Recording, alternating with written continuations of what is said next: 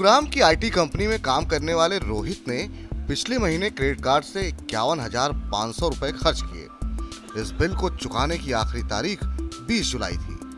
रोहित ने 16 जुलाई को 46,500 रुपए का भुगतान एक बैंक खाते से और 5,000 रुपए का दूसरे खाते से कर दिया। उन्हें 22 तारीख को पता चला कि 5,000 रुपए ट्रांजैक्शन डिक्लाइन हो गया। उन्होंने तुरंत इसका भुगतान कर दिया। अब 1 अगस्त को बिल आया तो उसमें 2,368 रुपए का ब्याज और जीएसटी जुड़ा हुआ है। अगर आप क्रेडिट कार्ड का इस्तेमाल करते हैं तो आपको रोहित के किस्से से जरूर सबक लेना चाहिए।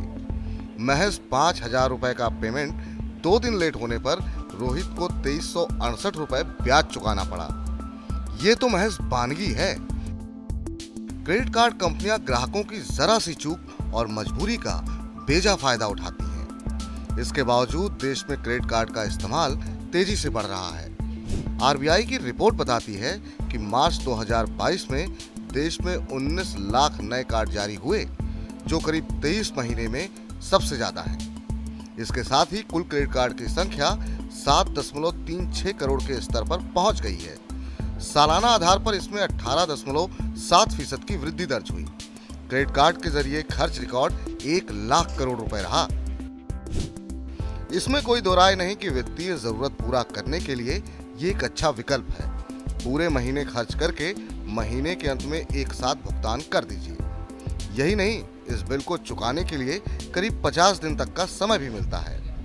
इस रकम पर कोई ब्याज नहीं वसूला जाता, लेकिन इस बात को अच्छी तरह से समझने की जरूरत है कि बैंक या कंपनी कोई काम यूं ही नहीं करती है। कमाई ग्राहकों की जेब से ही की जाती है। बस इन्हें ग्राहकों की मामूली सी चूक या मजबूरी का इंतजार रहता है। इसी दौरान वो अच्छी खासी कमाई कर लेते हैं। जब क्रेडिट कार्ड का बिल आता है तो उसे चुकाने के 2 विकल्प मिलते हैं। इनमें से एक न्यूनतम भुगतान का होता है। अगर आप इस विकल्प को चुनते हैं तो बाकी के बिल का भुगतान अगले महीने शिफ्ट हो जाता है। अगर आप बकाया पूरी राशि का भुगतान नहीं करते हैं तो आपको इंटरेस्ट फ्री क्रेडिट पीरियड की सुविधा का लाभ नहीं मिलेगा। इस स्थिति में पूरी राशि पर खरीदारी के पहले दिन से ही ब्याज लगता है, जो सालाना 48 से 60% होता है। अगर आप ऐसा लगातार करते हैं तो ये राशि बढ़ती चली जाती है।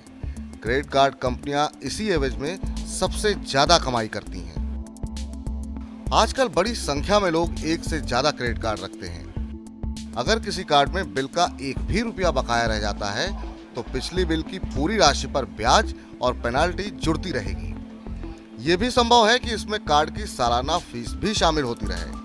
आमतौर पर क्रेडिट कार्ड कंपनियां इस तरह के बकाये के लिए तभी दबाव डालती हैं जब ये रकम बड़ी हो जाती है। ऐसे में लोगों का क्रेडिट स्कोर खराब हो जाता है। जब वो किसी लोन के लिए आवेदन करते हैं तो वो खारिज हो जाता है। लोन की जरूरत होने पर ग्राहक को अंततः क्रेडिट कार्ड के बिल का भुगतान करना ही पड़ता है।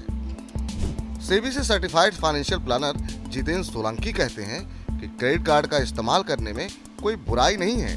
वित्तीय जरूरतों को पूरा करने के लिए ये एक अच्छा विकल्प है, लेकिन इसके पूरे बिल का समय पर भुगतान करते रहें। मिनिमम पेमेंट से बचने का पूरा प्रयास करें। अगर बकाया राशि बड़ी है और आप इसे एकमुश्त चुकाने में असमर्थ हैं तो उसकी ईएमआई बनवा लें। इससे कर्ज चुकाने में आसानी होगी, साथ ही ब्याज भी कम लगेगा। अगर एक से ज्यादा क्रेडिट कार्ड यूज करते हैं तो किसी भी कार्ड में 10-20 रुपए भी बकाया है तो उन्हें चुका दें।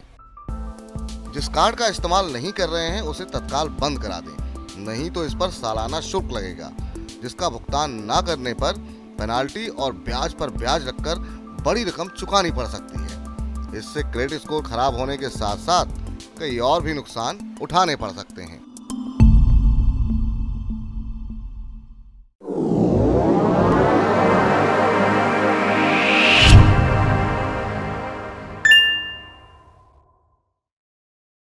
बस एक कॉल कर सकती है आपको कंगाल। खाली हो सकता है बैंक खाता। कैसे? देखिए मेरे साथ जागते रहो सिर्फ मनी 9 पर। अभी डाउनलोड करें।